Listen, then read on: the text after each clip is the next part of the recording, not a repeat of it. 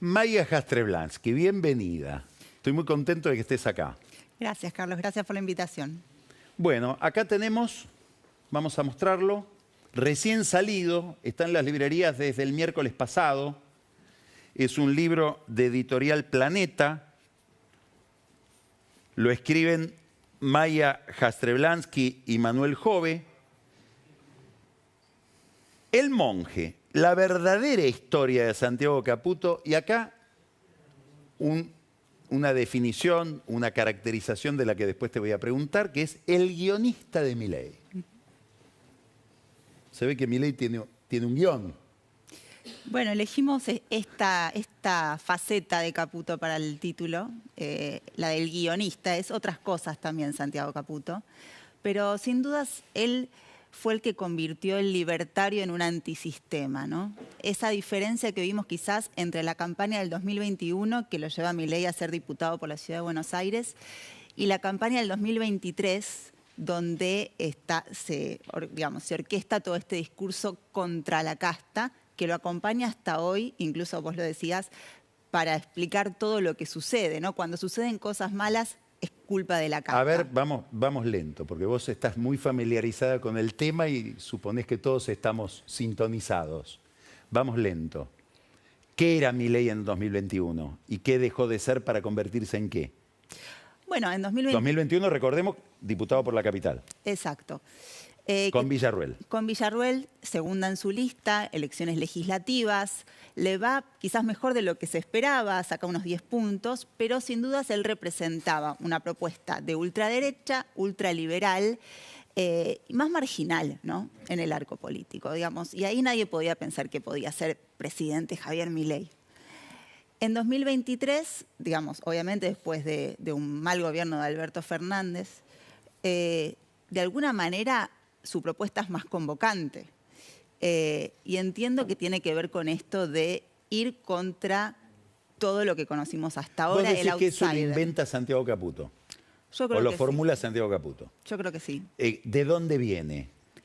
Bueno, es que en realidad Santiago Caputo y su consultora, porque él es un consultor político, venían buscando un outsider hace tiempo. O sea, ellos trabajaban con si querés, un laboratorio consultoril, muy basado en la opinión pública, en encuestas, focus group. Ahora podemos hablar de eso, sí. Y ellos entendían que era la hora del outsider. De hecho, lo buscan en otras figuras como Maslatón, como Facundo Manes, con quien Santiago se tuvo una agarrada en el Congreso. ¿Trabajó con él o trabajaron ellos con él? Sí, esa consultora. Exacto. Ahora vamos a hablar. Los buscaban, ¿no? Entendían que venía por el lado del outsider y finalmente Ramiro Marra lo presenta con Javier Milei y claramente entienden que ese es el tren que los va a llevar al éxito y se va forjando una amistad. Marra, que no lo mencioné, cometí el error de no mencionarlo, pero es otro de los desprendimientos de todo este universo porque se desprende de La Libertad Avanza y va como candidato ahora en la ciudad. Exacto. Entonces, la pregunta que yo te haría, estoy viendo por dónde entramos, es un tema interesantísimo, es ¿por qué se justificaría un libro sobre Santiago Caputo? ¿Por qué había que escribir un libro sobre Santiago Caputo? Bueno, primero porque el personaje es muy curioso, pero antes de eso, a mí me parecía que hablar de Santiago Caputo era hablar del mundo de los consultores, que siempre están en las bambalinas de la política, moviendo hilos, el mundo de los operadores. ¿Qué diferencia hay entre un consultor y un operador y qué es Caputo en esa clasificación? ¿O es las dos cosas? Es las dos cosas. Quizás lo vinculo más un consultor, el que le hace ganar la elección a determinado político, y el operador ya en el gobierno, el que hace, digamos, determinadas tareas que el líder no puede hacer, ¿no? Se mete en un barro que el líder no se puede meter. ¿No se puede o no se quiere meter? Bueno, no se quiere meter o estratégicamente conviene que no se meta. Ahora, acá hay una novedad en lo que acabas de decir, que es que David Rato fue un estratega de imagen de Alfonsín, llamó mucho la atención en aquel momento, alguien que venía del mundo de la publicidad, hizo ese trabajo y se fue a su casa. Durán Barba ya adquirió una identidad, la gente sabía quién era Durán Barba, Y de golpe, no sé si vos te acordás, había reuniones de diputados o candidatos a diputados del PRO y Durán Barba les daba clase en público. Ya los hilos eran evidentes, había un titiritero que le gustaba. Ahora, esta es otra cosa, esto es más que esto, Caputo. Es un consultor de imagen que gobierna. Exacto. A ver, contanos cuál es la diferencia de todo lo anterior. Yo creo que tiene que ver con, digamos, yo me preguntaba todo el tiempo por qué la díada que Javier Milei tiene con su hermana, tan inseparable, se pudo abrir a un triángulo, ¿no? Milei lo llama el triángulo de hierro. Y evidentemente tiene que ver con esto, con que había tareas, y en el esquema que ellos armaron, que Javier Milei no iba a hacer. Y por eso él delega, Macri dice se desentiende, de un montón de cuestiones que tiene que ver, por ejemplo, con la operación judicial, la operación de los servicios de inteligencia, la operación política también. Digo, detrás de la ley bases hubo operación política. A ver, hacenos la lista de áreas que están bajo la órbita de Caputo. ¿Cuánto poder estatal maneja este asesor? Bueno, hay dos etapas. La primera es en ese Hotel Libertador de la Transición, donde se arma ese gabinete rápidamente. Y ahí te diría que no es tanto lo que le ceden, porque es clave con los Milei no pedir. Los Milei te dan, si vos le pedís estás en un problema. Le ceden la comunicación del gobierno. Cristina. Tipo Cristina. Le ceden la comunicación. Tipo Menem. Claro. La comunicación del gobierno le dan a la consultora de Santiago Caputo, que se llama Move Group, lo que es el área de marketing de YPF, que es la única canilla de publicidad oficial que iba a estar vigente, porque ya había una definición de que no iba a haber pauta oficial. Y no demasiado más. O sea, era más que nada la comunicación. Ahora, cuando se va Nicolás Pose, ahí hay una gran expansión. Recordemos, Nicolás Pose era el jefe de gabinete al que sí le dan la administración de todo el Estado. Exacto. Y ahí los servicios de inteligencia pasan a ser manejados por Santiago Caputo. La FIP, ahora se llama ARCA, también. Bueno, las telecomunicaciones. Después, salud, que en las sombras lo manejaba Mario Lugones, una persona muy importante que también tiene un lugar importante en el libro, porque de alguna manera conecta con otro gran operador que tuvo la política argentina, que es el Cotino Siglia. Hay hilos conductores. Bueno, Mario Lugones era un ministro de Salud en las sombras, obviamente llegó recomendado por Santiago Caputo y por Rodrigo Lugones, el hijo del ministro, el mentor de Santiago Caputo, y finalmente se convierte en ministro de Salud, que es un área súper sensible, ¿no?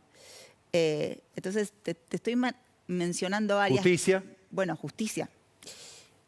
Todo lo de la Corte lo manejó Santiago Caputo. 100%. No digo que sea el dueño de la idea. No, no lo es. No lo es. Pero el que tuvo que tramitarla. Claro, que está a cargo de la operación judicial. Entonces, estamos hablando de áreas o que son cajas importantes o que son sensibles en términos de información, como la FIP o la CIDE. Y bueno, y esto, digamos, con el aval de los 2000. Ahora, todo esto es... A ver, te voy a decir cosas así un poco brutales solo para provocar. ¿Es como que Milei le entregó el poder a una consultora? Yo creo que Contanos qué es Move. Move es una consultora que tiene una historia peculiar porque es de los discípulos de Durán Barba. Pero hay un punto de inflexión en 2011. Viste que estamos ahora olfateando que se viene una campaña sucia en la ciudad. Sí. En 2011... Más que olfateando. Bueno, en 2011 no sé si recordás... Bueno, las declaraciones de Lilia Lemoyne sobre Jorge Macri en una entrevista que le hizo Trebuch, justamente, Esteban Trebuch en El Observador. Bueno, en las redes, ahí. Claro, en las redes ya está sucediendo. Exacto. En 2011, no sé si recordás, hubo un caso de campaña sucia contra Daniel Filmus. Sí. ¿Qué había pasado? En una encuesta telefónica, nos pasa que a veces nos llaman y nos quieren encuestar, habían vinculado al padre de Daniel Filmus, candidato a jefe de gobierno porteño, competía con Mauricio Macri, con Joclender, que en ese momento Sergio Joclender, Sueños Compartidos, era mala palabra en la Argentina. Y a partir de ahí, Juan Manuel Olmos que era el apoderado de Daniel Filmus, era el candidato del peronismo en la ciudad, denuncia a PRO.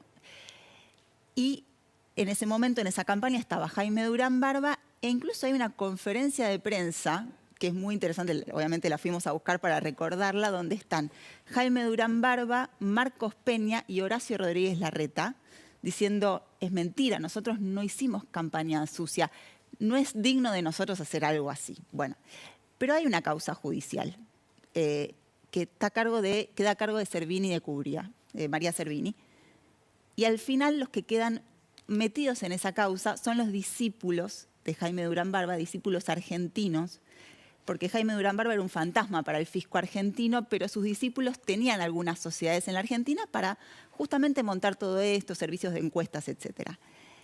Eso hace, en ese momento, digamos, es como que el hilo se corta por lo más fino y los que cargan con la causa judicial son estos chicos muy jovencitos. Durán Barba mira para otro lado, Macri mira para otro lado. Exacto, y eso les da... Hay que recordar que en ese momento esto que estás contando tuvo un papel extraordinariamente importante. Uso los servicios de inteligencia que empezaron a tirar de la piola de dónde venían esos llamados telefónicos. Claro. Y llegan que era la oficina de Lugones. Claro. La oficina de Lugones, como te decía, mentor de Caputo, Rodrigo Lugones, que, digamos, ellos en todo momento dijeron, nosotros no fuimos los autores intelectuales de esto, pero pagaron las consecuencias judiciales. Y ahí les metieron cosas en las computadoras. Les metieron cosas en las computadoras. Santiago Caputo hacía meses había ingresado como junior a trabajar con Rodrigo Lugones cuando allanan las oficinas de MUV ahí en Recoleta. Y eso les da a ellos la independencia, nosotros decimos en el libro el fin de la inocencia, y empiezan a hacerse un poco su propio juego. Y a partir de ahí, sí. ¿Cuánto de esta historia que acabas de contar influye en la animadversión que puede tener Santiago Caputo respecto de Macri? Y en toda esta pelea con Macri. 100%. El libro de Marcos Peña acuchillado por Santiago Caputo. Es en recuerdo de aquello. Y empieza ahí, claro, una antipatía evidente. Compró, digamos, ¿no? Y además a ellos no los dejan trabajar más con Macri. O sea, trabajan con otros candidatos de PRO, trabajan, por ejemplo, con María Eugenia Vidal. Con Santilli. Con Santilli, pero no con Macri, que era el gobierno. O sea, se quedan afuera de la Casa Rosada. Correcto. Entonces ahí ellos empiezan a trabajar con todos los partidos políticos, o casi todos, desde la coalición cívica hasta el kirchnerismo. Contá esto bien, porque el que nos está mirando probablemente no sabe que la política funciona así. Es decir, que una consultora puede trabajar con 5 candidatos que compiten entre sí. Claro. Sí, ellos tenían como cierta antipatía, si querés, por Larreta. No por Santilli, pero por Larreta. No lo querían a Larreta. No lo querían. Pero han trabajado con Mariana Zubik de la coalición cívica, con Eduardo Costa en Santa Cruz, bueno, con el radicalismo trabajaron, trabajaron con De Narváez, decíamos María Eugenia Vidal, Santilli. Martín Yesa se convierte en intendente de la mano de Santiago Caputo, muy junior en ese momento, si querés es su primer éxito electoral. En Pinamar. En Pinamar. No lo sabíamos nosotros. Entonces, claro, ellos se permiten trabajar con todos. En las elecciones del 2023, Santiago Caputo trabajaba con Milei, Derek Hampton de la misma consultora trabajaba con Bullrich y Guillermo Garat con Guado de Pedro. Con Guado de Pedro, que competían entre sí. Exacto. ¿Cómo es eso? Ellos la pregunta que te quiero hacer es, ¿tienen alguna idea? ¿Quedan vínculos que después, esto de que Guado de Pedro negocia con Garat lo de la corte, o a través de Garat con Santiago Caputo porque quedó un vínculo de aquel momento? ¿Es gente que tiene alguna convicción o trabajan para el que venga con un cinismo absoluto? A ver, ellos dicen que como método de trabajo tenían una muralla china entre ellos. Por supuesto. No sabemos. Sí. También es cierto que en el caso de Santiago Caputo hay mucho de lo que él era antes de conocer a Milei que da la pauta de que es libertario. A ver, o sea que cree en el tema. Yo creo que sí, porque él colgó la bandera de Gansen en su oficina mucho antes de conocer a Milei, la de la serpiente enrollada. Y tiene algo en su carácter que quizás es al revés, quizás él le impone la impronta libertaria al gobierno. Pero, ¿cómo es? A ver. Bueno, por ejemplo, su performance en redes, él arranca en redes siendo @santicaputo, subiendo fotos con amigos y con su novia, esposa, etcétera, y se va oscureciendo y va incrementando esta manera, ¿no?, de tratar al otro así de manera tan prepotente, con cierto odio, ¿no? Esta idea de que son los elegidos por el pueblo y eso les permite hacer cualquier cosa. Vos estás hablando de cuentas que la gente le atribuye a Caputo. La cuenta John, por ejemplo. Sí. O Nicola Brandeis. Sí. ¿Son de él? Son de él. ¿Vos crees que son de él? Yo creo que son de él. Que no que lo tiene delegan varias otro. cuentas. Yo creo que son de él, pero porque lo lees y después de haber estudiado mucho el personaje, no se me ocurre otra persona que pueda escribir así. Ahora, digamos que alguien que tiene todo ese poder, oficialmente, ¿qué cargo ocupa? Él es un asesor presidencial contratado como monotributista. O sea, no tiene que presentar su declaración jurada ante la Oficina Anticorrupción ni rendir cuentas ante los organismos de control. No es un funcionario público. Pero vos nombraste una palabra hoy al pasar, cajas. O sea, desde esa posición maneja cajas, maneja recursos. Claro. Y otros firman. Y otros firman. ¿Y eso puede generar algún problema? El que firma y recibe una orden de alguien que no firma. Y probablemente. Él obviamente siempre dice, yo represento los intereses del presidente, con lo cual es un mero vehículo, pero probablemente le puede generar un problema a otros y no a él porque no firma. ¿Qué papel juega la comunicación en este gobierno, teniendo tanto poder alguien que viene de ese mundo? Importantísimo. ¿Es igual que en otros gobiernos? Sí, bueno, en otros gobiernos le han dado importancia a la comunicación, Macri le ha dado importancia, pero en este gobierno es fundamental, bueno, Cristina ni hablar, la construcción del relato es fundamental, ¿no? Estructura todo, genera una mística, genera, ¿no? Incluso es el relato volcado a las redes sociales. Ellos no necesitan mover 10 cuentas para que eso permee rápidamente en las redes sociales y como hablábamos, el corazón de este relato es nosotros tenemos el poder que nos dio el pueblo y la política está en contra del pueblo, con lo cual estamos habilitados a hacer cualquier cosa porque siempre lo que hagamos va a ser por el pueblo y la política está en contra de eso. ¿Cuánto de esto tiene alguna originalidad y cuánto copian de cosas que están pasando desde Italia al Brexit, a Donald Trump, a Orbán en Hungría? No, o sea, vos lees el libro... Bolsonaro. Claro, el libro Los Ingenieros del Caos de Giuliano da Empoli, cuando uno lo lee, siente el reflejo 100%, ¿no? 100%. 100%. Nosotros decimos, es el ingeniero del caos criollo, ¿no? O sea, medio que copian una receta, vos decís. Y se repite, esto de generar una controversia todo el día, de tenernos de acá para allá, a veces lo pierden un poquito, ¿Cómo es ¿no? tenernos de acá para allá? Y bueno, el año pasado por lo menos nos tenían de acá para allá, manejaban la agenda 100%. Ahora, ¿Cuándo se quebró eso? para mí con Davos, con el discurso de Davos. No con Libra, más Davos. Más Davos. Y después siguió. Sí. Contanos que viendo tu trabajo, vos estás escribiendo, narrándole a los lectores de La Nación la vida de la Casa Rosada. ¿Desde qué año? Desde el 2017. O sea, ya vas por el tercer gobierno. Claro. ¿Cómo es estar ahí adentro todo el tiempo? A ver, contanos un poco cómo es tu vida. Hay días que es muy aburrido, porque no sucede demasiado. Quizás está la fantasía de que nosotros vemos todo, nos encantaría ser moscas, pero en realidad todo sucede puertas adentro. Pero sí muchas veces estar en el patio de las Palmeras, que está vidriada, entonces uno ve quién ingresa a la Casa Rosada por la famosa explanada. Solo con saber quién entró, Ya te haces una idea. ya tenés la historia del día. Y después, bueno, son los pasillos, es quizás un funcionario que se pierde y lo agarras en un pasillo y obtenés una declaración on the record, off the record, etc. Bueno, están las famosas conferencias de prensa de Manuel Adorni, pero lo más jugoso probablemente sucede en los pasillos y este es un gobierno donde todo pasa en la Casa Rosada porque están Karina Milei, Santiago Caputo, bueno, el jefe de gabinete Guillermo Francos. O sea, hay personalidades importantes dentro de la Casa Rosada. ¿Qué nivel de transparencia tienen con el periodismo y qué nivel de opacidad si lo comparás con el gobierno de Alberto y con el gobierno de Macri? Todos los gobiernos son muy cerrados con el periodismo.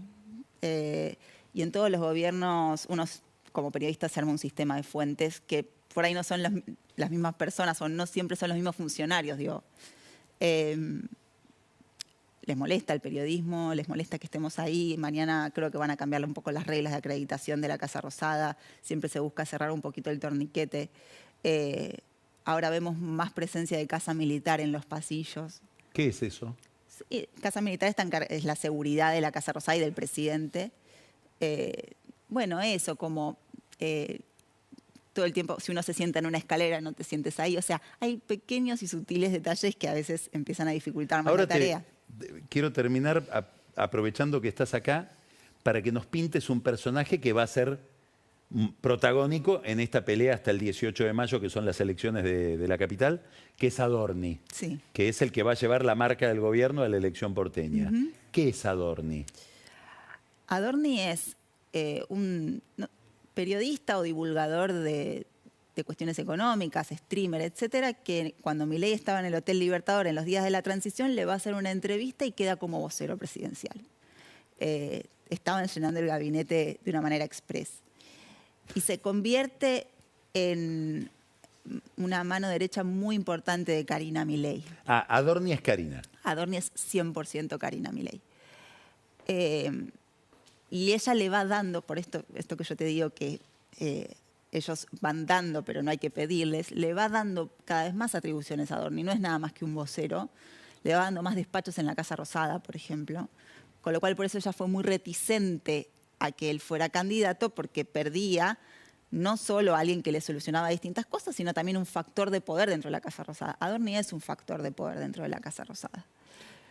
Última pregunta en serio ahora. Volviendo al monje, al libro de Manu Jove y Maya sobre Santiago Caputo. Una fantasía. Un día hay un problema y lo echan a Caputo. ¿Cuál sería ese problema?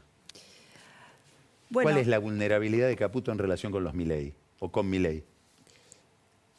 Milei dice que Javier Milei dice que él lo entiende, que Santiago Caputo lo entiende mejor que nadie. Y para alguien que quizás es bastante incomprendido en su vida, es un montón eso. La primera duda que hay dos factores que yo pienso, y lo decimos en el libro. La primera es qué pasa si en vez de fuerzas del cielo empieza a haber fuerza de gravedad y la cosa empieza a ir mal en la opinión pública.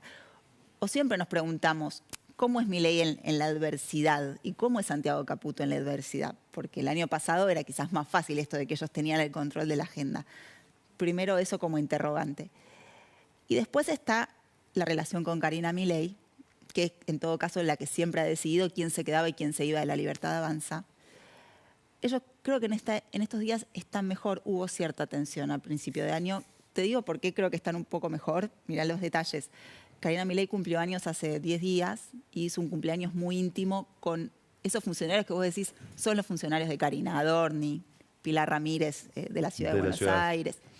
Y lo invitó a Santiago, a ese pequeño brindis. Pequeños gestos. Pero, digo, en todo caso, Santiago Caputo tiene que conducirse de una manera de no chocar con Karina. Porque esa es la kriptonita. Es la kriptonita y creo que es la kriptonita del gobierno, no solo de Santiago Caputo, ¿no? Creo que él sabe hacerlo, de una manera que otros no pudieron, como Ramiro Marra, por ejemplo. Pero es ahí donde en todo momento él tiene que... El riesgo de él está ahí. 100%. En que se enoje Karina. Bueno, Maya, muchas gracias. Gracias a vos. Y suerte con el libro. Gracias. Seguramente lo vas a tener. Vamos a un corte y viene Pancho Olivera, que nos va a hablar va a poner la lupa grande sobre todo este proceso político.